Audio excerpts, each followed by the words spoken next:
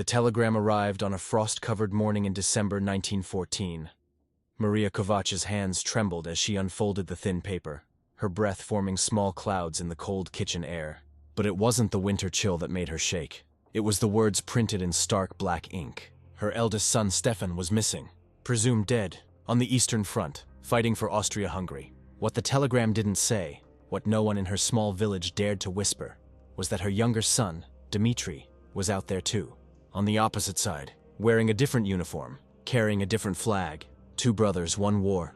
And somewhere in the blood-soaked trenches between empires, their worlds were about to collide in a way that would haunt their family for generations. This is not just a story about war. This is a story about what happens when the lines we draw on maps tear straight through the human heart. The Kovač farm sat nestled in a valley where 3 empires met. Austria-Hungary to the west, Russia to the east, and the Ottoman lands to the south. It was 1913, and in the village of Brasov, people spoke 4 languages before breakfast and thought nothing of it. Stefan Kovač, 23 years old, stood in the golden wheat fields that July afternoon, watching his younger brother Dimitri struggle with the plow. At 19, Dimitri was built like their father. Broad shoulders, strong hands, a stubborn set to his jaw that meant he'd never ask for help even when he needed it. "You're fighting it," Stefan called out, walking over with 2 cups of water drawn from the well. "Let the ox do the work." "You're trying to force it." Dimitri straightened, wiping sweat from his forehead, and took the offered cup. "Easy for you to say. You've been doing this since you could walk." There was no bitterness in his voice, just the easy ribbing of brothers who knew each other's strengths and weaknesses, like they knew the paths through their own fields. Stefan had always been the steady one, the responsible eldest son who would inherit the farm. Dimitri was the dreamer, the one who talked about seeing Vienna, maybe even Paris. Their mother worried about him, but their father, old Ivan Kovač, just laughed and said every family needed one son with fire in his belly. That evening, as the family gathered around the wooden table Maria had scrubbed smooth over 30 years of meals, the conversation turned to politics. It always did these days. In the village square, men argued about Serbian nationalism, about Austrian imperialism, about whether the young men should stay neutral or pick a side when, not if, but when the great powers went to war. "It won't come to that," Ivan said, tearing a piece of bread. "These politicians and their games, they've been rattling sabers my whole life. Nothing ever comes of it." But Stefan saw the worry in his father's eyes. Everyone felt it, that electric tension in the air, like the moment before a thunderstorm breaks. In Sarajevo, an archduke had been assassinated. In Vienna, the emperor was making demands. In Belgrade, in St. Petersburg, in Berlin, the great machines of war were beginning to turn. Dimitri pushed his plate away. "If war comes, I know which side I'll fight on." The table went silent. Maria's fork clattered against her plate. "What are you saying?" Stefan asked carefully. "I'm saying I'm Serbian, brother. Our blood is Serbian. Our grandfather fought the Turks.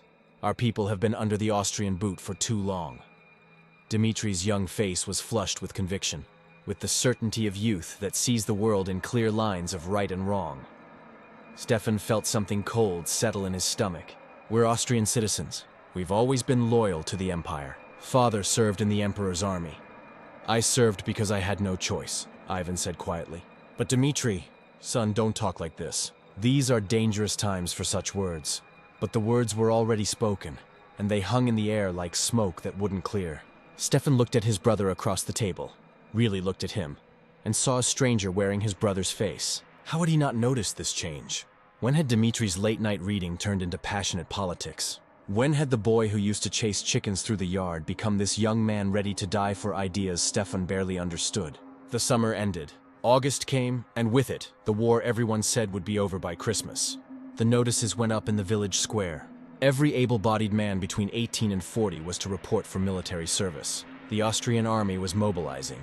Stefan reported as required, proud to serve, believing in duty and honor, and the empire that had, for all its flaws, kept this corner of the world relatively peaceful for decades. Dimitri disappeared the night before he was supposed to report.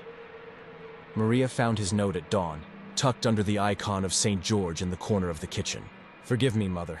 I cannot fight for those who oppress our people. I go to join our Serbian brothers. Pray for me. I love you all." Stefan watched his mother collapse, her sobs shaking her entire body. His father aged 10 years in that moment, his face going gray as ash. and Stefan felt something inside him break and reshape itself into something harder, colder. His brother had chosen, had abandoned them, had become, in the eyes of the law, Stefan was sworn to uphold, a traitor. 3 weeks later, Stefan boarded a train heading east. He wore the gray-blue uniform of the Imperial and Royal Army, carried a rifle he barely knew how to use, and in his pack, wrapped carefully in oilcloth, was a photograph. It showed 2 boys by a river, arms around each other's shoulders, laughing at something long forgotten. He didn't know why he brought it. Maybe as a reminder of who they'd been. Maybe as a reminder of what he'd lost. As the train rattled through the countryside, carrying Stefan toward the Eastern Front, he stared out at the passing fields and thought about his brother, wondered where Dimitri was, whether he was already in uniform, whether he was scared. And deep in his heart, in a place he couldn't quite acknowledge, Stefan wondered if he would recognize Dimitri if they met again. Would he see his brother, or would he see only the enemy? The train whistled, long and mournful, as it picked up speed. Behind him, everything Stefan had known was falling away. Ahead lay the trenches, the mud, the thunder of artillery. And somewhere out there, wearing different colors, fighting for different kings, was the boy who'd shared his childhood, his home, his blood. The Eastern Front was nothing like Stefan had imagined. The officers had spoken of glory, of defending the empire, of quick victories against the backward Russians and their Serbian allies. Instead, Stefan found himself in a frozen hell where men died not in glorious charges, but in the slow agony of gangrene, frostbite, and artillery barrages that turned human beings into unrecognizable meat. It was February 1915, and Stefan's regiment was dug in near the Carpathian Mountains. The trenches were carved into frozen mud, reinforced with whatever timber and sandbags they could scavenge. At night, the temperature dropped so low that men who fell asleep on watch sometimes didn't wake up, frozen solid in their positions. Stefan had stopped feeling his toes weeks ago.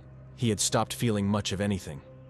"Letter from home, Kovač," said his sergeant, a grizzled veteran named Müller who'd been fighting since the war's first days. He handed Stefan a thin envelope, already opened and read by the military censors. Stefan's hands shook as he unfolded the paper. His mother's handwriting was shaky, harder to read than he remembered. The words hit him like bullets. "Your father had a stroke last month. He cannot speak anymore, cannot use his right side. I manage the farm alone now. The neighbors help when they can. I pray for both my sons every night. I pray you will come home. I pray Dimitri is alive. I pray God will forgive us all for what we've done to each other." "Bad news?" Müller asked, not unkindly. Stefan couldn't answer. He folded the letter carefully, tucked it inside his uniform jacket near his heart, and picked up his rifle for inspection. What could he say? That his deserter brother had destroyed their father? That his family was falling apart while he sat in this frozen ditch, waiting to kill strangers who probably had their own mothers writing shaky letters? That night, the Russians attacked. Stefan would remember it in fragments. The scream of shells, the mad scramble out of the trench, the weight of his rifle as he fired blindly into the darkness. Men fell around him. He stepped over bodies, his own comrades, Russian soldiers. He couldn't tell in the chaos. Someone grabbed his arm. He spun, bayonet ready, and found himself face to face with a Russian soldier barely older than Dimitri. They stared at each other for a frozen moment. Stefan saw terror in the boy's eyes, saw him raise his rifle with trembling hands. Training took over. Stefan lunged. The bayonet went in easier than he'd expected. A terrible soft resistance that would haunt him forever. The Russian boy's eyes went wide, then dim. He slumped against Stefan, and Stefan felt the boy's last breath, warm against his neck in the frozen night. Stefan lowered the body to the ground and vomited into the snow. The attack was repulsed. When dawn came, gray and cold, Stefan sat in the trench and stared at his hands. They were stained with frozen blood, whose he no longer knew.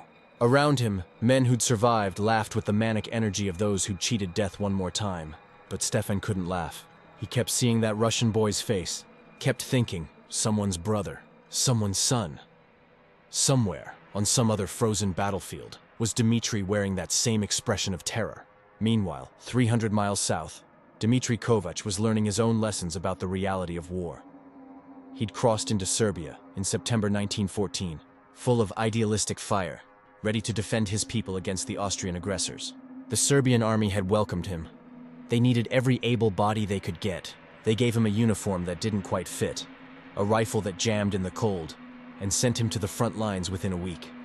By February 1915, Dimitri had seen things that shattered his romantic notions of warfare. He'd seen entire villages burned, civilians caught between armies that cared nothing for their lives. He'd held dying friends in his arms, young men who'd believed, just as he had, that they were fighting for something noble and pure. He'd learned that war didn't care about nobility. War only cared about destruction.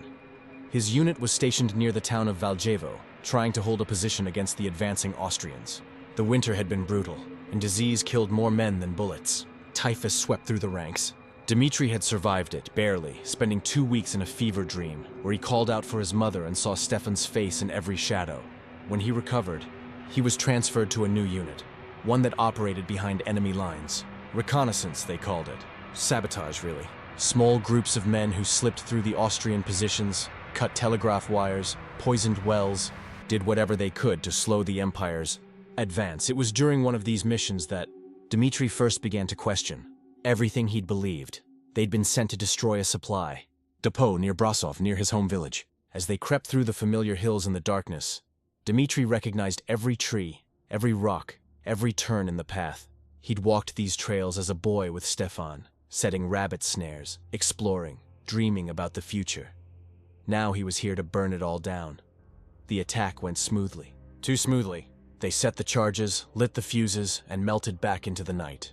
Behind them, the depot exploded in a pillar of flame that lit up the valley. Dimitri heard men screaming, saw figures running through the fire, and realized with sick certainty that some of them were probably from his village. Men he'd known. Men his brother might have known. "Good work, Kovač," his commander said, slapping his shoulder. "That'll slow the bastards down." Dimitri nodded, unable to speak. He thought about Stefan, wondered if his brother was warm tonight, or if he was out there in the cold like Dimitri, slowly being hollowed out by this endless, pointless carnage.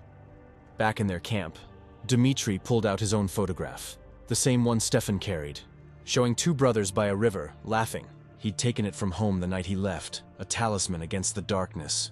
Now, staring at those two innocent faces, Dimitri wanted to weep. Those boys were dead, killed by something more thorough than any bullet. They'd been murdered by history, by politics, by men in distant capitals who moved armies like chess pieces and never saw the human cost. Spring came, though it was hard to tell in the trenches. The snow melted into mud that swallowed men whole. The war ground on, neither side winning, both sides dying. And Stefan and Dimitri continued their separate journeys deeper into the heart of darkness, each carrying the ghost of the other, each wondering if their brother still lived, each secretly terrified of what would happen if they ever met again. By October 1916, the war had consumed over 3 million lives, and still the empires demanded more blood. Stefan's regiment had been transferred south, to the Italian front, then back east to face a renewed Russian offensive. He'd stopped counting the battles, stopped remembering the names of the men who died beside him. His face had become a mask, his eyes hollow. The other soldiers avoided him except when necessary. They called him Ghost behind his back, not because he was quiet, but because he moved through the war like something already dead. He'd received 3 more letters from home. His father had died in March, never having spoken again after his stroke. His mother was alone now, running the farm with the help of elderly neighbors, all the young men having been fed into the war's insatiable mouth. She didn't mention Dimitri anymore. It was as if his younger brother had never existed, erased from the family story by his choice to fight for the other side. But Stefan thought about him constantly. In the quiet moments before sleep, in the endless waiting between attacks, Dimitri's face haunted him. Sometimes Stefan imagined finding him, saving him from some impossible situation. The two of them laughing about this whole stupid war over drinks in a warm tavern. Other times, darker times, Stefan imagined his rifle sights finding his brother across a battlefield. He never imagined what he would do in that moment. His mind simply went white, blank, refusing to complete the thought. It was a cold morning in late October when Stefan's unit was ordered to take a series of Russian positions along the Dniester River. The attack was scheduled for dawn, the usual suicidal charge across open ground into machine gun fire. Stefan cleaned his rifle, checked his ammunition, and wrote what he thought might be his last letter to his mother. He'd written dozens of these over the years, each one never sent, each one trying to explain the inexplicable. This time he wrote, "Mother, if I don't return, know that I always loved you. Know that I did my duty as I understood it. And if you see Dimitri again, Tell him I forgive him. Tell him I hope he forgives me. The whistle blew at dawn. Stefan went over the top with the others, running through the mud, through the smoke, through the hell of bullets singing past his ears. Men fell. Stefan kept running. Artillery exploded to his left, throwing bodies into the air like broken dolls. Stefan kept running. Something hit him in the shoulder, spinning him around, but he stayed on his feet, kept moving forward because stopping meant dying. They reached the Russian trench. Hand-to-hand fighting, brutal and desperate.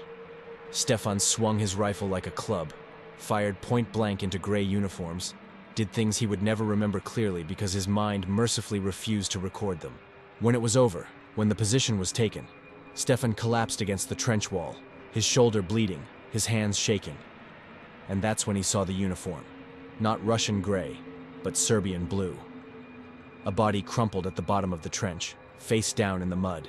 Serbian forces had been attached to this Russian unit as part of the alliance. Stefan stared at that uniform and felt his heart stop. How many Serbian soldiers were in this sector? Hundreds? Thousands? What were the chances? He had to know. Stefan crawled over, every movement agony from his shoulder wound, and turned the body over. The face was destroyed, unrecognizable from the battle. But there, on a chain around the soldier's neck, was a small Orthodox cross. Stefan knew that cross. He'd watched his grandmother give it to Dimitri on his name day, years ago, before any of this madness began. The world tilted. Stefan heard a sound like an animal dying and realized it was coming from his own throat. He clutched the body to his chest, rocking back and forth, blood and mud soaking into his uniform. Around him, Austrian soldiers were celebrating their victory, but Stefan heard none of it. He heard only his mother's voice from long ago, calling both her sons home for dinner. He heard his father laughing. He heard Dimitri's voice, young and full of dreams, talking about seeing Paris someday. "Kovač!" Sergeant Miller appeared above him. "Kovač, you're hit! We need to get you to..." He stopped, seeing what Stefan held. Jesus and Mary. Is that? Stefan couldn't answer. He held his brother's body and felt something inside him shatter completely, irreparably. All the careful walls he'd built, all the numbness he'd cultivated to survive this war, came crashing down. He wept like a child. Great heaving sobs that hurt his wounded shoulder, but he couldn't stop, couldn't breathe, couldn't exist in a world where this was possible. They carried him back to the field hospital. They treated his shoulder. A clean through and through, the doctor said. He'd be fine. But Stefan wasn't fine. He lay in his cot and stared at the ceiling and felt absolutely nothing. The tears had stopped. The grief had stopped. Everything had stopped. He was a hollow shell, a ghost in truth now, not just in name. But here's what Stefan didn't know, what he couldn't have known in that moment of absolute despair. The body he'd held wasn't Dimitri's. 300 miles away, Dimitri Kovač was very much alive, crouched in a different trench, facing a different enemy, fighting his own battle with demons that had nothing to do with the Austrians. His unit had been decimated in a gas attack 2 weeks earlier. Dimitri had survived only because he'd been on patrol when the chlorine fog rolled over the trenches. He'd returned to find his comrades dead or dying, their faces blue, their lungs destroyed. He'd held his best friend, Marco, as the boy drowned, in his own fluids, unable to breathe, unable to even scream. Since then, Dimitri had stopped sleeping. Every time he closed his eyes, he saw Marco's face, saw the faces of all the dead men he'd known. He'd started volunteering for every dangerous mission, every suicidal patrol, as if daring the war to finally kill him and end this suffering. His commander noticed. "You have a death wish, Kovač?" "No, sir," Dimitri lied. "Just doing my duty." But that night, sitting alone in the dark, Dimitri finally admitted the truth to himself. He wanted to die. He wanted this all to be over. He thought about his mother, alone on the farm, and felt crushing guilt. He thought about Stefan, wondered if his brother was still alive, and felt a grief so profound it was like drowning. Most of all, he thought about that last summer before the war, when the world had made sense, when he and Stefan had been brothers and nothing else mattered. He pulled out the photograph, worn now from 2 years of handling, the faces barely visible. 2 boys by a river laughing. Dimitri stared at it and whispered into the darkness, "I'm sorry, Stefan. I'm so sorry for leaving, for choosing this, for all of it. I hope you're alive. I hope you're safe. I hope someday you can forgive me, because I'll never forgive myself. Somewhere in the night, an artillery barrage began. The earth shook. Men shouted. And Dimitri Kovač tucked the photograph back inside his uniform, picked up his rifle, and went to face another night in hell, never knowing that his brother, at that exact moment, was grieving for a ghost. January 1917 brought changes that would reshape the world. Russia was collapsing from within, revolution brewing in the streets of Petrograd while the front lines crumbled. The Austro-Hungarian Empire was bleeding out, its multi-ethnic army fracturing along national lines as Czechs, Slovaks, Serbs, and others began to question why they should die for an empire that had oppressed them. And in the trenches, ordinary men who'd somehow survived 2.5 years of mechanized slaughter were reaching their breaking points. Stefan had been evacuated to a hospital in Budapest after what the doctors called a nervous collapse. He sat in a clean bed, ate regular meals, and said nothing. The doctors asked him questions. He stared through them as if they didn't exist. At night, orderlies restrained him after he tried to walk into the Danube River, his pockets filled with stones. They sent a priest. Father Istvan was an old man who'd seen too many broken soldiers. He sat beside Stefan's bed and didn't speak, didn't pray, just sat there for an hour in silence. When he finally stood to leave, Stefan spoke for the first time in weeks. I held my brother's body. His voice was like rusted metal. I killed him. Maybe not with my own hands, but I killed him just by being there, by being part of this. We killed each other. Father Istvan sat back down. Your brother is dead? I don't know. I thought there was a body, a cross, but they said they couldn't confirm. Stefan's hands twisted the bedsheet. I don't know anything anymore. I don't know what's true. I don't know who I am. I used to be someone's brother, someone's son. Now I'm just a killer, a ghost.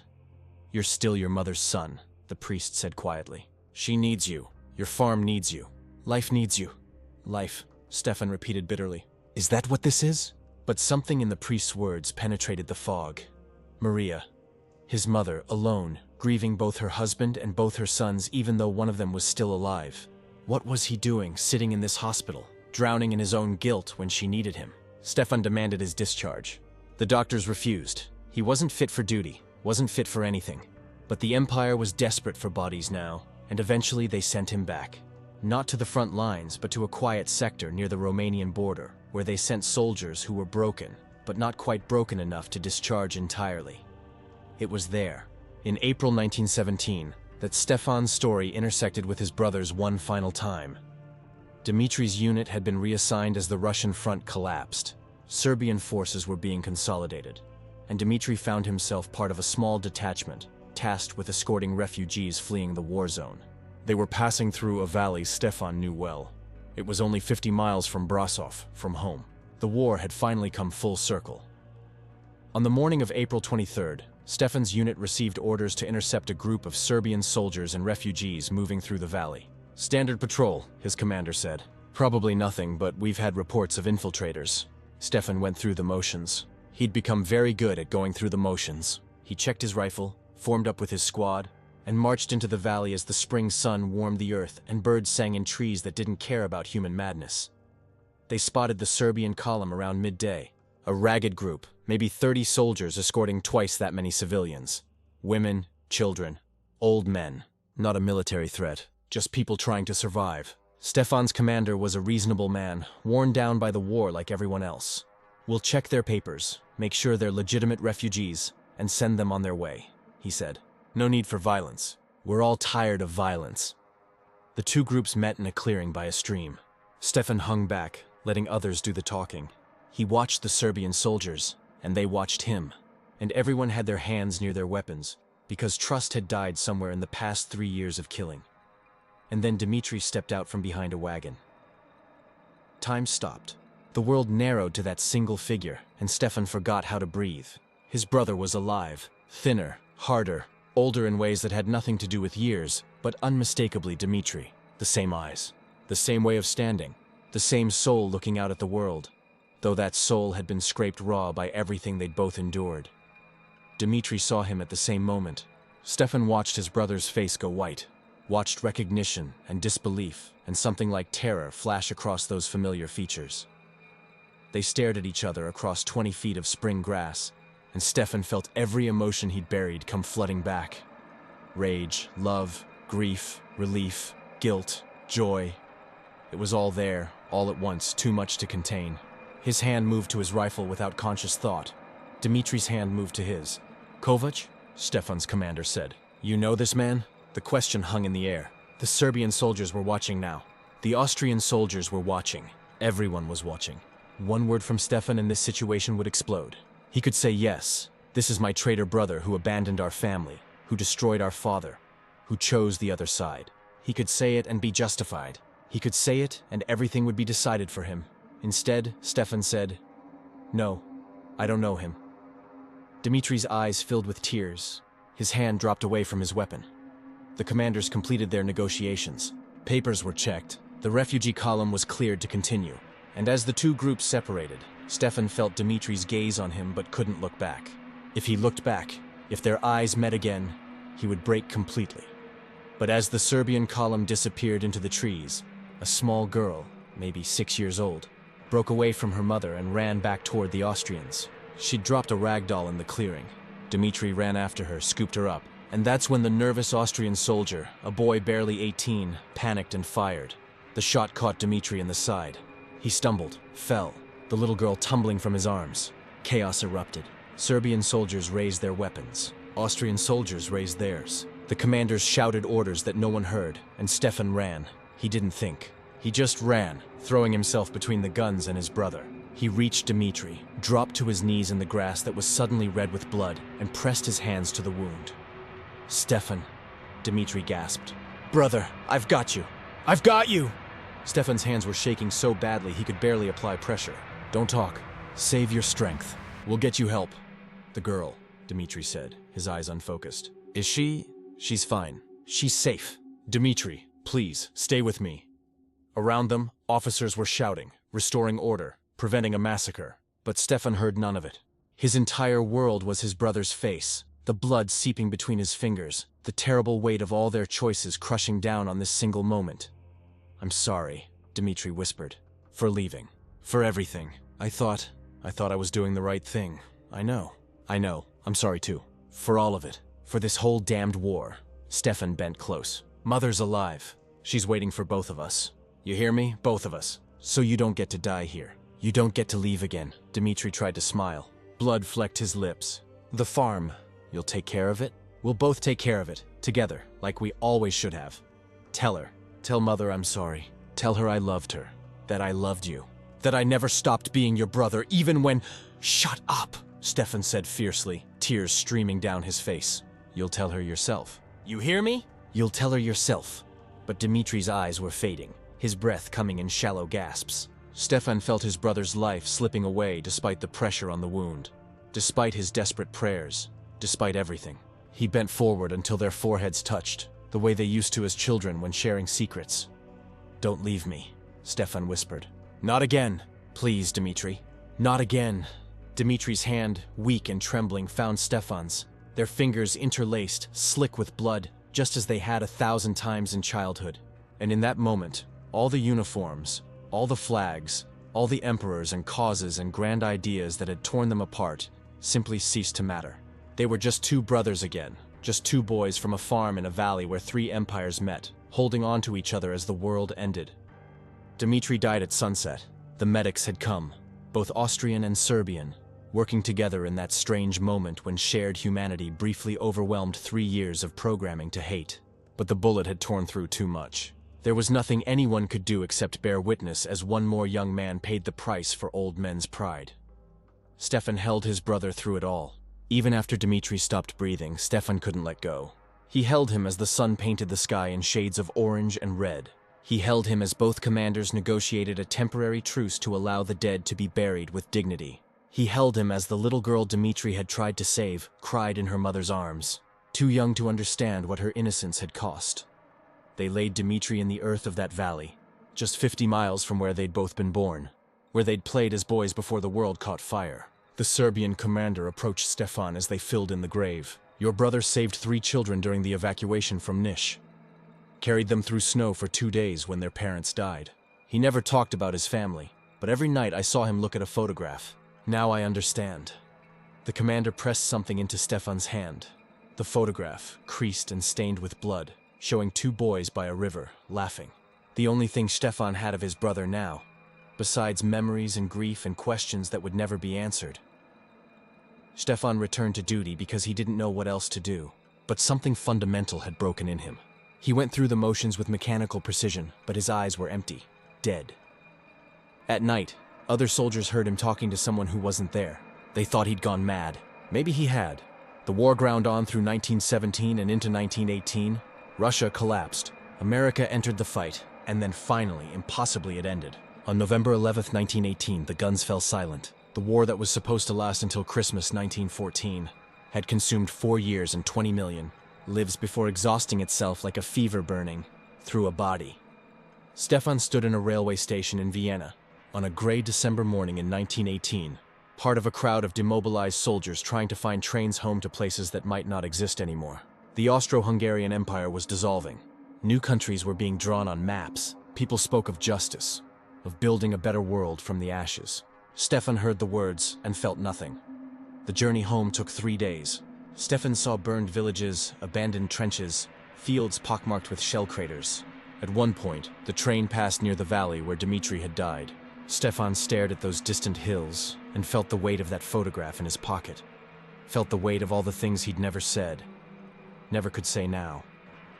He reached Brasov in the evening. The village was smaller than he remembered, shrunken. Half the young men hadn't returned.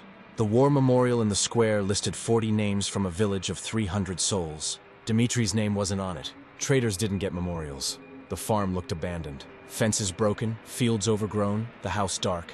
Stefan's mother's letters had stopped in the summer. He'd told himself it was just the mail, just the chaos. But now seeing this, he ran, burst through the door. "Mother! Mother!" Silence answered him. He found her in the bedroom. Maria Kovač lay in the bed she'd shared with Ivan for 40 years, her body frail and still. For a terrible moment, Stefan thought he'd arrived too late. Then her eyes opened. "Stefan." Her voice was barely a whisper. "Is that really you?" He knelt beside the bed, took her hand. "I'm home, Mother. I'm here. Dimitri?" The question broke Stefan's heart. "Did Dimitri?" Stefan couldn't speak. He pulled out the photograph, placed it in her trembling hands. Maria stared at it, her eyes filling with tears. She understood without words. A sound came from her throat, ancient and primal, containing all the grief a mother could hold for a lost child. He tried to save a little girl, Stefan finally managed. In the end, he was trying to save someone. That's who he was, Mother. Maria clutched the photograph to her chest. "My boys, my beautiful boys, what did they do to you?" Stefan climbed onto the bed beside her, the way he had as a small child during thunderstorms. He held his mother while she wept. And finally, for the first time since that day in the valley, he wept too. They cried together in the darkness of that old house. 2 survivors of a war that had killed millions, but somehow hurt most in the intimate spaces. The kitchens and bedrooms, the places where families had once laughed together. "He loved you," Stefan whispered. "His last words were about you, about coming home. He never stopped being your son, never stopped being my brother." Maria's hand found Stefan's face, traced the lines the war had carved there. "You're so thin, so tired. Mother, I have to tell you something. When I saw Dimitri that day, before he was shot, I denied knowing him. I was angry. I was hurt. That was the last thing I gave my brother. Rejection. But you ran to him when he fell," Maria said softly. "You held him. You were there when he needed you most. That's what he remembered at the end, Stefan. Not the anger, the love." As dawn broke, Maria's breathing had grown shallower. Stefan could see the life fading from her eyes. Could see that she'd been holding on through sheer will, waiting for one son to come home so she could tell him goodbye. "Take care of the farm," she whispered. "Not for me, for Dimitri. This was his inheritance too. Make it live again. Make something grow here besides grief." "I will," Stefan promised. "I swear it. And Stefan, find someone. Fall in love. Have children. Fill this house with laughter again. Don't let the war take the future too. I promise." Maria smiled then, a real smile that reminded Stefan of his childhood. "Tell your children about their uncle. Tell them he was brave. Tell them he was kind. Don't let him be forgotten." "Never," Stefan said, his voice breaking. "I'll tell them everything. Then I can rest," Maria said. She closed her eyes, still clutching the photograph. My boys, together again. Both home now. She died as the sun rose over the valley, the same sun that had risen on that last peaceful summer morning in 1913. Stefan held her for a long time, feeling the weight of being the last one, the sole survivor of a family the war had systematically dismantled. The years that followed were hard. Stefan worked the farm alone at first, his hands remembering skills he'd learned as a boy alongside Dimitri. Slowly, painstakingly, he brought it back to life. In 1921, Stefan married Anna, a widow who'd lost her husband at the Italian front. She understood grief. She understood silence. She never asked him to forget. She only asked him to keep living. They had 3 children. Stefan named his eldest son Dimitri. He kept his promise to his mother. As the children grew, Stefan told them about their uncle, about 2 boys who chased chickens and dreamed about Paris, about a brother brave enough to follow his conscience, about how love and duty had torn them apart, and how love had brought them back together in those final moments. He showed them the photograph, kept in a wooden box on the mantel. Sometimes, late at night, Stefan would take it out and talk to his brother as if Dimitri could hear him. In 1938, when war drums began beating again, Stefan gathered his children around the kitchen table. No flag, no empire, no cause, nothing is worth losing each other over, he said, his voice hard with terrible authority. War takes everything beautiful and burns it to ash. The empires we fought for don't even exist anymore, but Dimitri is still dead. The dead remain. He placed the photograph on the table. This is all I have left of my brother. I'll carry Dimitri with me until I die, and then you'll carry him. And maybe if enough people remember what war really costs, maybe someday we'll learn to stop.